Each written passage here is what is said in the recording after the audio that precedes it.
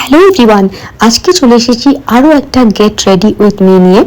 এখানে দেখো আমি একটুখানি স্ট্রোব ক্রিমের সঙ্গে একটা ফাউন্ডেশন, মানে একদম হালকা অল্প জাস্ট 2-3 ড্রপ নিয়ে সেটাকে একসঙ্গে ভালো করে মানে মিশিয়ে নিয়েছি, সুন্দরভাবে ব্রাশ দিয়ে ভালোভাবে ব্লেন্ড করে নিয়েছি। তারপর যেগুলো আর কি আইব্রো ফিল আপ করা, লিপস্টিক পরা, একদম খুব সিম্পল ভাবে ব্যাপারগুলো।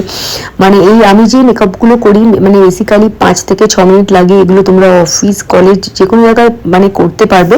আর আজকে যে মেকআপটা করেছি এটা তো ডে টাইমে বা ধরো এটা মানে করে কোনো কোনো লাঞ্চে একসাথে যাওয়ার থাকলো, লাঞ্চ ডেটে বা এমনি ফ্রেন্ডসদের সঙ্গে কোনো একসাথে মিট আপ থাকলো, এরকম জায়গায় মানে কিন্তু খুব ভালোভাবে এই লুকটা তোমরা ক্যারি করতে পারবে।